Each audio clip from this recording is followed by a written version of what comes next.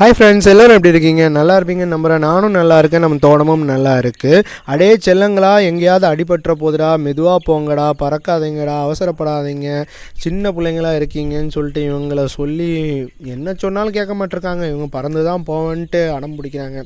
இன்றைக்கி வீடியோவோட அப்டேட் என்ன அப்படின்னா, நம்ம சோனாலி நாட்டுக்கோழிங்க வாங்கி இது வரைக்கும் பார்த்திங்கன்னா 1 வீக் ஆகிருச்சு. இப்போ அவங்களுக்குண்டான ஷெட்டில், அவங்களுக்குண்டான கூண்டில் வந்து பார்த்திங்கன்னா 2 ட்ரிங்கரும் 2 ஃபீடரும் வந்து வச்சுருக்கோம். இவ்வளோ கோழிகளுக்கு இது போதுன்னு சொல்லிட்டு தான் நான் நினைக்கிறேன்.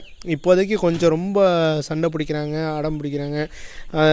ஃப்யூச்சரில் கொஞ்சம் பெருசாக கொஞ்சம் மெச்சூர் ஆகிடுவாங்கன்னு சொல்லுவாங்க இல்லையா? ஸோ அதே மாதிரி தனித்தனியாக சண்டை பிடிக்காமல் சாப்பிடுவாங்க. டே பசங்களா ஸ்கூலுக்கு போங்கடான்னு சொன்னாலும் இவங்க நம்ம தோட்டத்துலேருந்து பார்ப்பேன்னு சொல்லிட்டு பசங்க வந்து பார்த்துக்கிட்டு இருக்காங்க.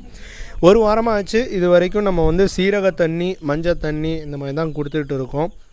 அவங்களுக்கு நோய் எதிர்ப்பு சக்தியும் கிடைக்கும், நல்லா ஜீரணமாகும் அப்படின்னு சொல்லிட்டு ப்ரீ ஸ்டார்டர்ஸ் தான் வந்துட்டு நாட்டுக்கோழிங்க தீவனம். இந்த ப்ரீ ஸ்டார்டர்ஸ் தான் வந்து இது வரைக்குமே நம்ம கொடுத்துட்டு வந்திருக்கோம்.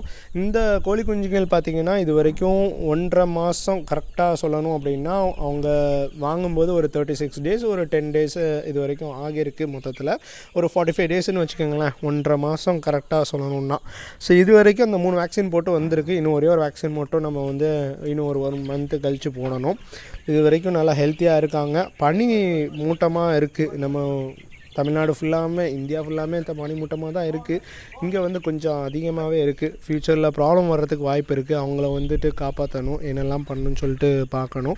இப்போதைக்கு நம்ம ப்ரீ ஸ்டார்டர்ஸ் கொடுத்துட்டு இருக்கோம். கமெண்ட்டில் லீவ் பண்ணுங்கள், உங்களுடைய ஐடியா என்ன அப்படின்னு சொல்லிட்டு சஜஷன்ஸ் எதாவது இருந்துச்சுன்னா சொல்லுங்கள். தேங்காய் நார் வந்து அவங்களுடைய ஷெட்டில் வந்து போட்டு அவங்கள மட்டும் இந்த ஷெட்டுக்குள்ளே இப்போதைக்கு அடைச்சி வச்சுருக்கோம். பின்னாடி ஃப்யூச்சரில் வந்து வெளியே விளையாட விட்டுருவோம். மறக்காமல் சப்ஸ்கிரைப் பண்ணிட்டு லைக் பண்ணிடுங்க. கமெண்ட்ஸில் தெரிவிங்க உங்களுடைய கருத்துக்களை. பாய்.